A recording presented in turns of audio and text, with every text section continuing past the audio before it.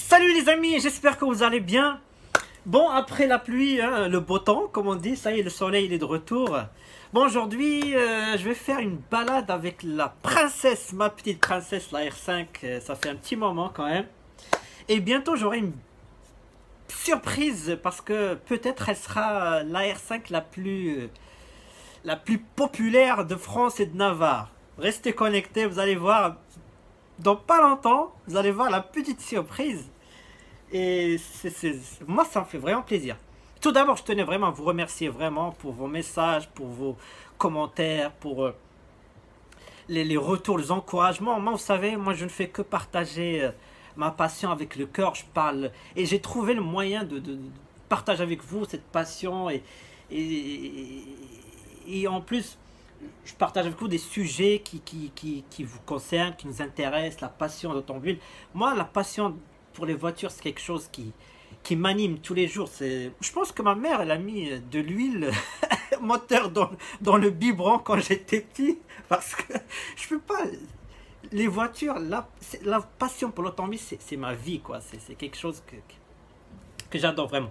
Et dans ce sujet, dans cet aspect-là, je vais vous parler d'un sujet qui vous concerne, qui va vous concerner ou qui vous a déjà concerné et qui est toujours d'actualité. Il s'agit de la carte grise collection, le fameux sésame qu'on dit. Il y a beaucoup de fantasmes autour de cette carte grise collection. Moi, je vais essayer de vous expliquer, vous donner tout ce que je sais, les avantages, les inconvénients. Je vais vous donner tout. Je maîtrise, je pense avoir maîtrisé le sujet. Je connais un petit peu les trucs. Enfin, vous allez voir. J'espère qu'à la fin de cette vidéo, vous allez comprendre. Vous allez avoir une idée. Vous allez partir avec une idée assez claire au lieu comme disait Napoléon, les ragots qui rôdent autour de cette de cette mention, qui n'est qu'une mention. Alors, on va commencer par le commencement. C'est quoi une carte grise collection? En fait, c'est ni plus ni moins qu'une mention qu'on met sur la carte grise, la lettre Z. La dernière fois, je vous ai parlé de la lettre K, et là, je vais vous parler de la lettre Z. Là, c'est Z1. Donc là, c'est écrit véhicule de collection. En fait, c'est une mention pour dire, voilà, j'utilise ce véhicule pour des fins de loisirs. Voilà, c'est tout. Il faut savoir qu'il y a plusieurs mentions, et ça on l'oublie souvent. Il y a mention militaire, mention agricole, mention véhicule diplomatique, mention transit, mention export, mention... il y a plusieurs mentions. Et vous allez retenir ça vraiment parce qu'à la fin, vous allez comprendre pourquoi j'insiste sur ça. Parce que c'est là en fait où est partie cette... comment dire, les gens qui critiquent en fait la carte grise, bah, il a fallu juste faire quelques petites recherches pour savoir. Et je vais vous expliquer tout ça, vous inquiétez pas. Donc, carte grise collection, je fais usage de mon véhicule pour des fins de loisirs. Pour l'instant, tout se passe bien. Les conditions pour être véhicule de collection, il faut que ça soit plus de 30 ans. Plus de 30 ans et c'est tout. Plus de 30 ans. À l'époque, c'était 25 ans. Mais à l'époque, c'était un petit peu compliqué parce qu'en fait, c'était, il y avait une restriction territoriale. C'est-à-dire que, supposons, je ne sais pas si c'est départemental ou régional, supposons qu'elle a été, supposons que c'est régional. Si vous la faites immatriculer collection en région Grand Est, et ben, vous ne pouvez pas y aller en Île-de-France par exemple. Ça, c'était comme ça à l'époque. Aujourd'hui, ce n'est plus le cas. Parce qu'aujourd'hui, véhicule de collection, vous pouvez faire tout ce que vous voulez. Par exemple, faire un raid. Faire le 4 Trophy, par exemple. Et à l'époque, c'est pour ça, c'était compliqué parce que c'était même interdit de faire un rallye raid avec un véhicule de collection. Parce que voilà, une restriction, l'assurance ne couvre pas, etc. Bref, tout ça, c'était avant. Aujourd'hui, 30 ans, plus de restrictions de circulation. Vous pouvez aller où vous voulez. Vous pouvez même aller à Paris. Par exemple, dans les zones de restriction de circulation, vous savez, aujourd'hui, avant de 97, vous ne pouvez plus y aller si vous n'avez pas le critère, la vignette critère. Mais je vais revenir sur ce sujet-là parce que c'est très important à la fin. Vous allez comprendre en fait la logique, le futur, ce qui va se passer en fait après. Donc j'ai dit voilà, pas de limite, usage loisir, 30 ans, les mentions j'ai parlé, et voilà les avantages. Ah ça, on va parler des avantages, on va parler aspect financier.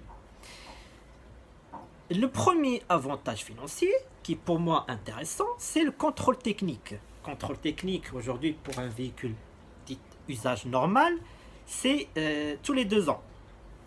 Carte grise collection, mention collection, c'est tous les 5 ans. C'est quand même déjà bien. Parce que je vous explique. Aujourd'hui, le contrôle technique avec les innombrables contrôles aujourd'hui que le contrôleur doit faire. Par exemple, un contrôleur où je passe mes voitures, il est passé à 87 € quand même. Sacré billet. Et en plus, si vous avez une malchance d'avoir une contre-visite, aujourd'hui, malheureusement, toutes les contre-visites sont payantes. En moyenne, 20 €, c'est quand même un sacré billet hein, pour un contrôle technique.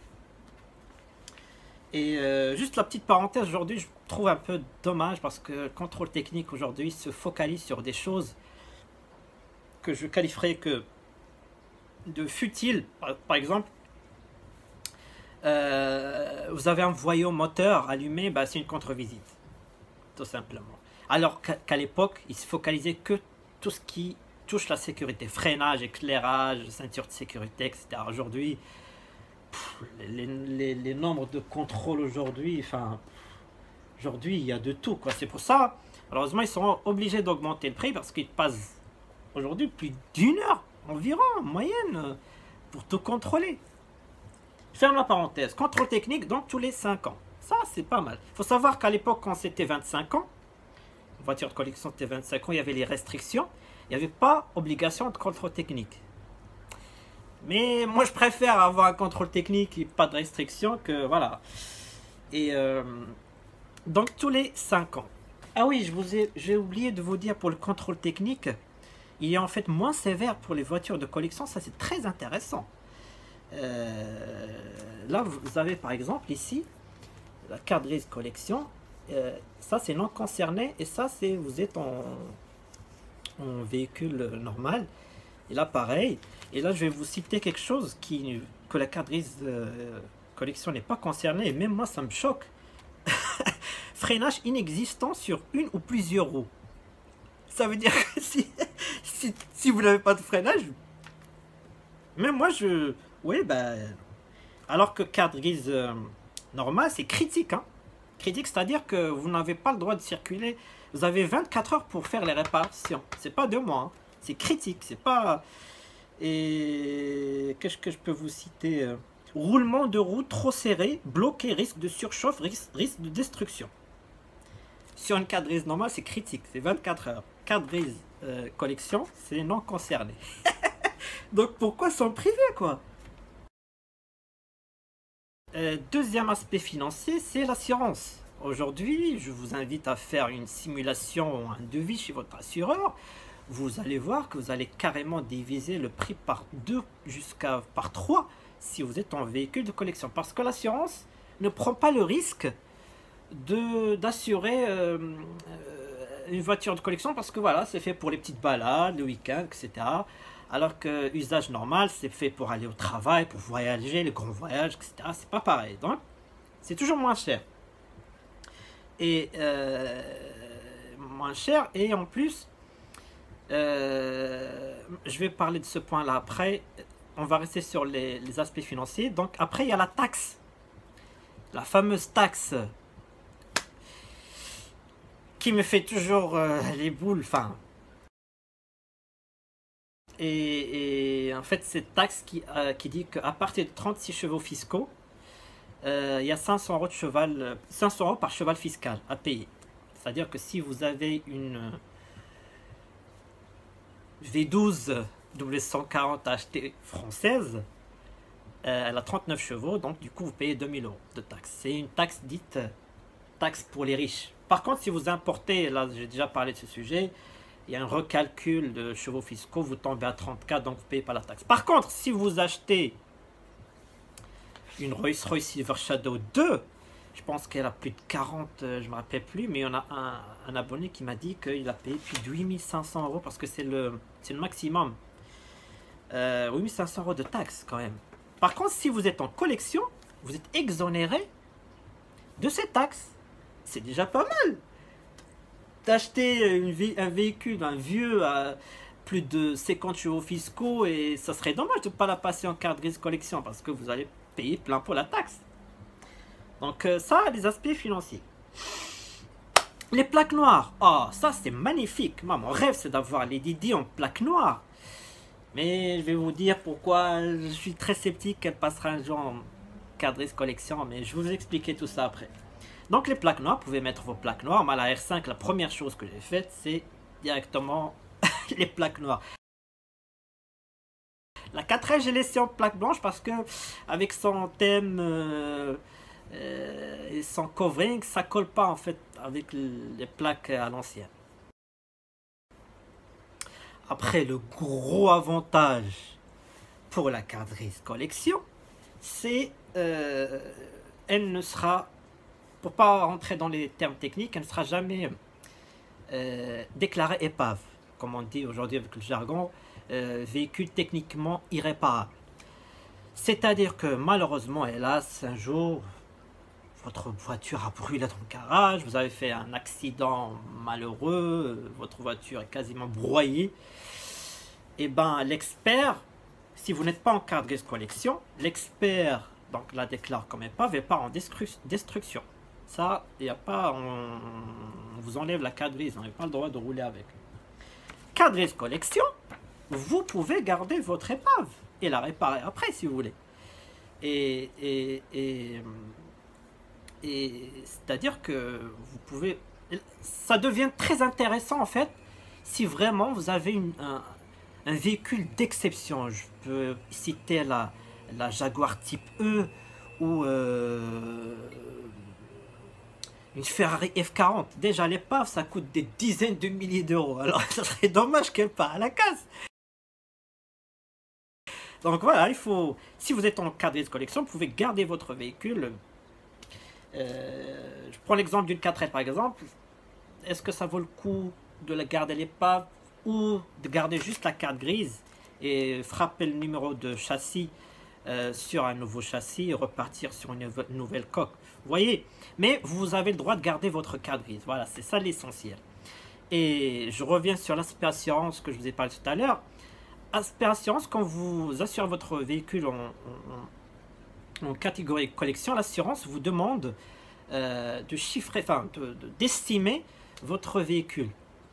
Comme vous le savez aujourd'hui, les véhicules plus de 10 ans, plus de 15 ans à peu près, ne sont plus cotés. Donc si vous avez un véhicule de collection, il serait bien de faire appel à un expert pour qu'il l'estime, qui dit voilà, votre véhicule, aujourd'hui c'est un véhicule d'exception, ça vaut tant.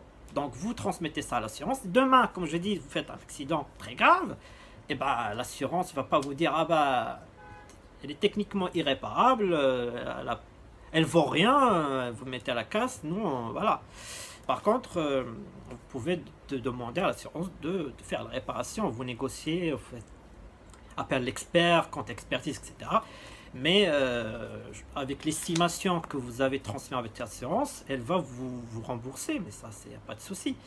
Donc voilà, tout ça pour vous dire les avantages que la carte grise collection a. Maintenant, on va rentrer dans le cœur du sujet que je vois moi qui a parfois me rend fou de voir en fait tous ceux qui disent, à chaque fois qu'il y a quelqu'un qui pose une question dans un groupe Facebook, etc., il dit voilà, je vais passer en carte grise collection, qu'est-ce que vous me conseillez, est-ce que ça vaut le coup ou pas? Tout le monde lui tombe dessus, ah non, surtout pas carte grise collection, nanani, nanana. Alors qu'ils sont... Il n'y a pas la moindre justification tangible ou quelque chose on peut se reposer un texte, une déclaration d'un homme politique, quelque chose, rien. Tous, ils disent tout simplement, parenthèse, tu vas être emmerdé dans le futur. Waouh, quelle excuse! Pourquoi? Parce que, je sais pas, ils vont t'interdire de circuler par-ci, ils vont t'interdire de circuler par-là, sur des choses qui sont pas... je vois, enfin, pour moi, il y a aucun inconvénient pour la carte grise collection, tout simplement.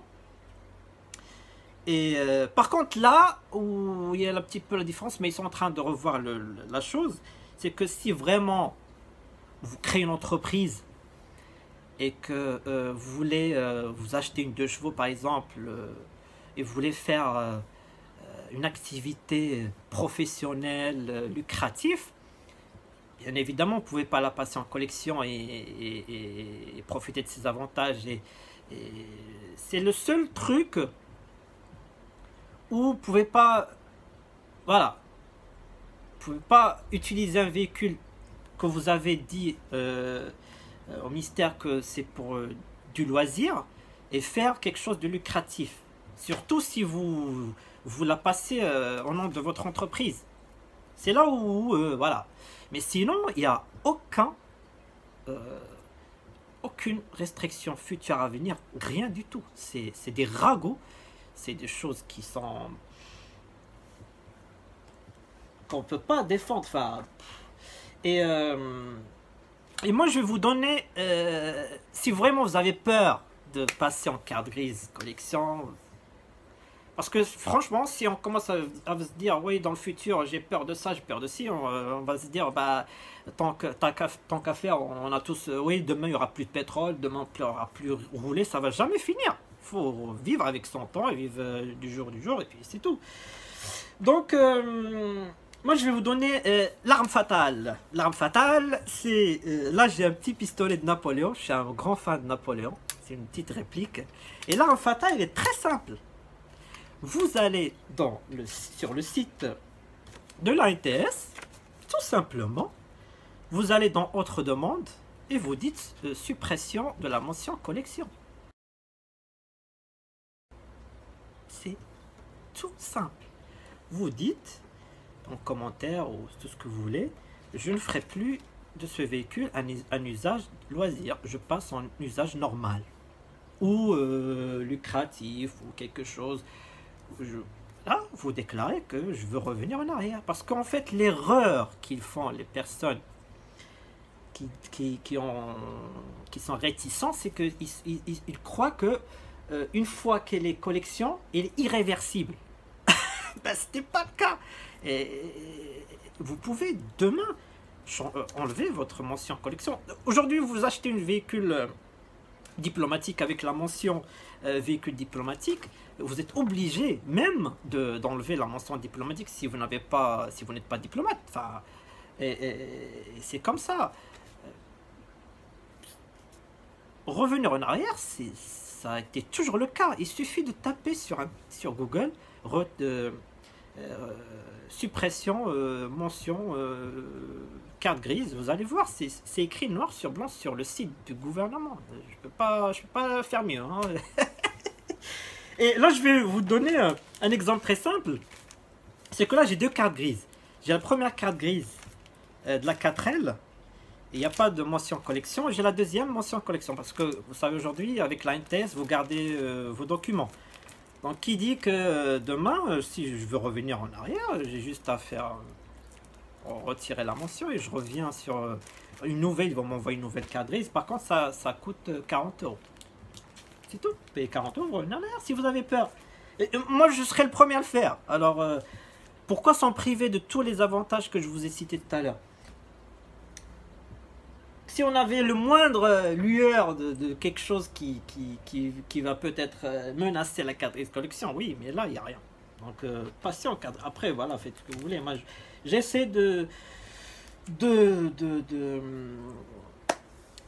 vous donner mon avis.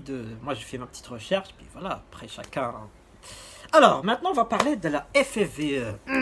La FFVE, en fait... C'est la Fédération française des véhicules d'époque. C'est une fédération qui existe depuis la nuit des temps, Saint-Glinglin.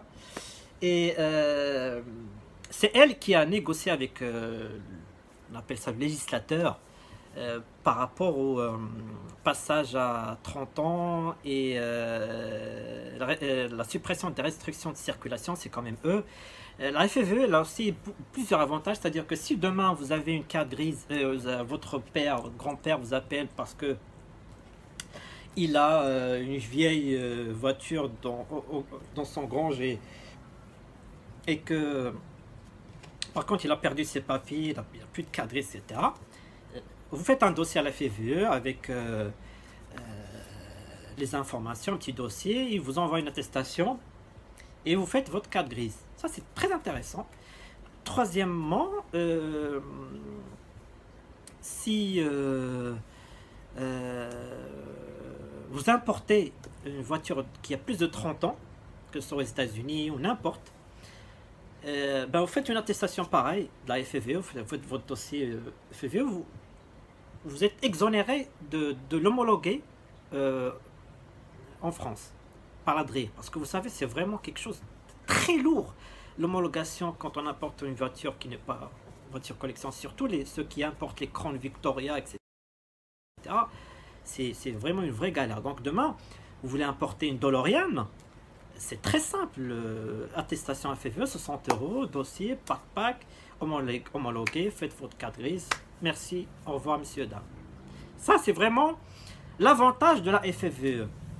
Mais l'inconvénient, et c'est là où personnellement, j'ai trouvé ça un peu... Comment dire? C'est là où, franchement, personnellement, ça m'a rendu un petit peu en colère. Parce que j'ai trouvé ça un peu injuste. Je vous explique très simplement. Quand j'ai passé la R5 en carte grise collection, à l'époque, vous allez à la préfecture, je dis voilà, mon véhicule a plus de 30 ans, je passe en collection, et c'était quasiment automatique. Elle a juste à cliquer, et elle passe en collection. C'est à votre demande, c'était pas automatique, c'est à votre demande. C'était oralement, j'aimerais passer en collection, ok. Et là, en 2017, il y a un arrêté qui est passé, un décret qui est passé inaperçu en juin 2017.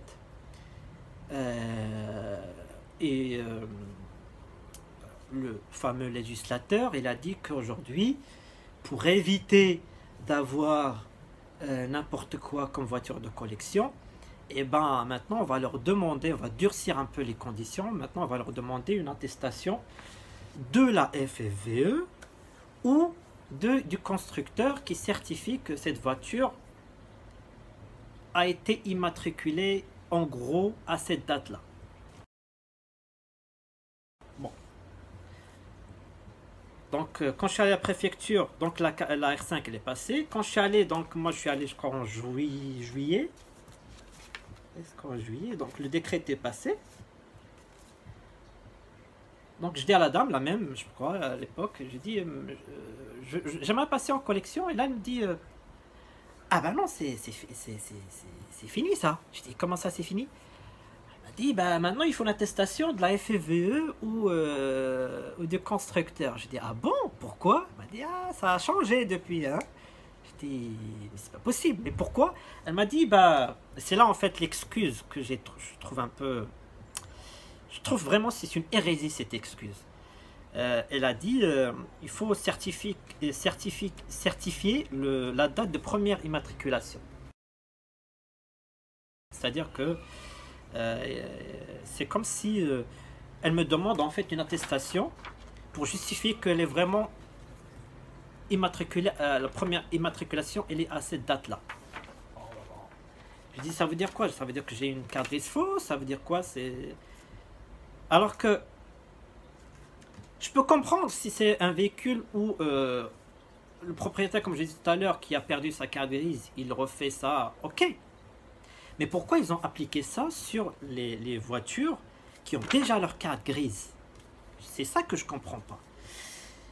Et donc je suis allé sur internet, j'ai regardé, effectivement je suis tombé sur ce décret, j'ai essayé de comprendre pourquoi ils ont dit voilà, on veut durcir les conditions, etc. Moi, je veux bien, mais il fallait trouver quelque chose pour prouver, enfin, quelque chose de très simple, une attestation sur l'honneur, quelque chose, mais pourquoi une attestation où il faut qu'on paye. La FFVE, c'est 60 euros.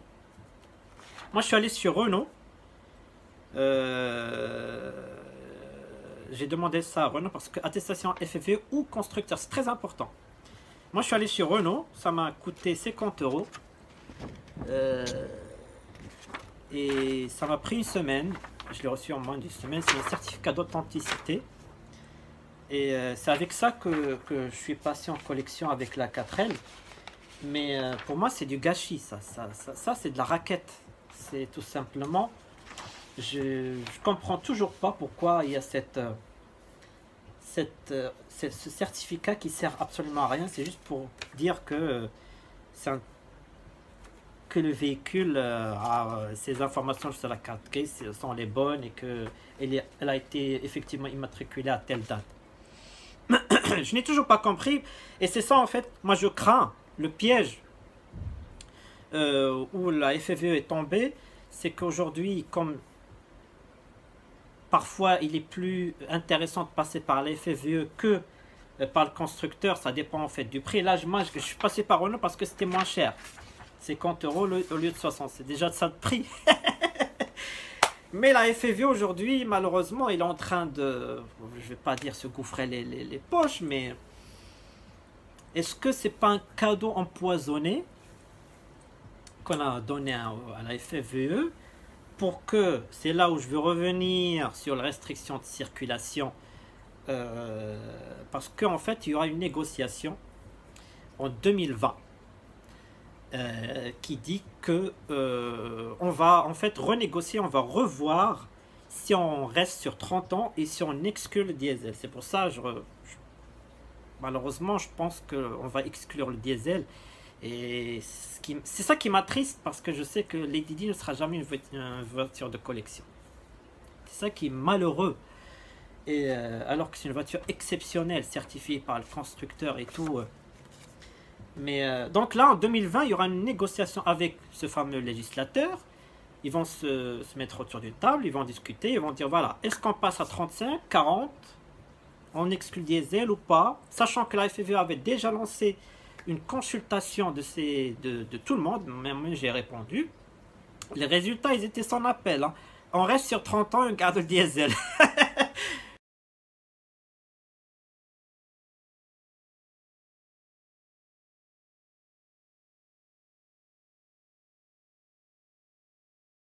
Mais moi, malheureusement, je suis très sceptique et je crois qu'il ne faut pas s'attendre à une bonne nouvelle.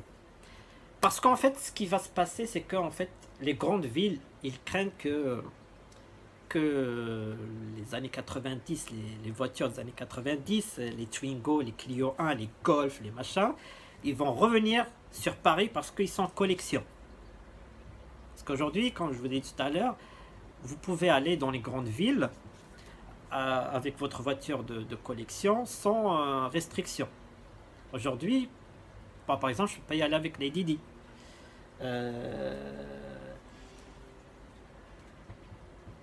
Donc, maintenant,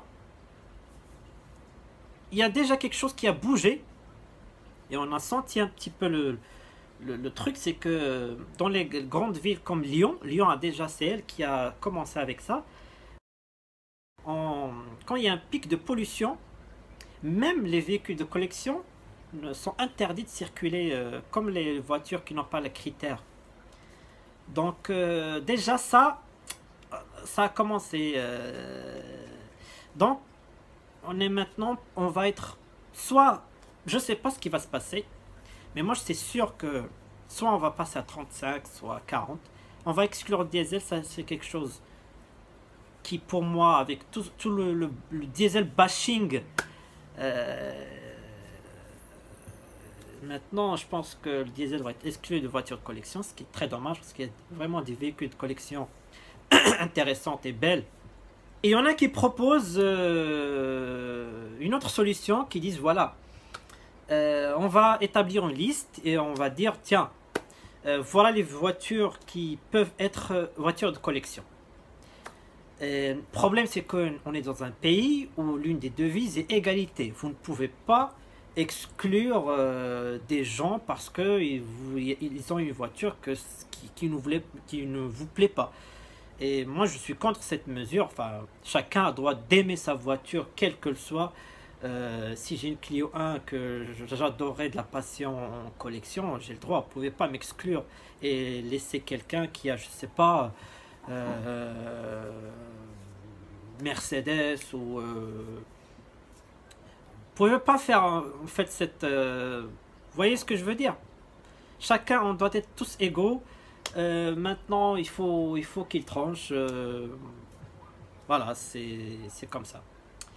Et est-ce que ils vont rester sur 30? Par contre, les véhicules de collection vont être comme les voitures normaux en cas de pic de pollution? Ça a tranché. Moi, je pense que vaut mieux rester sur 30, même si ça me fait mal au cœur de dire exclure le diesel. Par contre, voilà, moi je m'en fous d'aller. Qui c'est qui va aller avec sa véhicule de collection à Paris à 9 h du matin? C'est rare. Enfin, la plupart des véhicules de collection parisiens, ils la prennent pour les week-ends, pour aller se balader et tout. Mais pas pour aller, je sais pas, franchement. Je sais pas ce qui va se passer en 2020, donc c'est pour ça pour vous dire, est-ce que c'est pas un cadeau empoisonné? Et lorsqu'ils vont se mettre autour d'une table, ils vont dire à la FFVE, vous avez vu le décret, combien il vous a rapporté? Ben maintenant vous signez et on fait ce qu'on veut, on passe à 40, on exclut le diesel, etc. Je sais pas. C'est là où on verra si la FFVE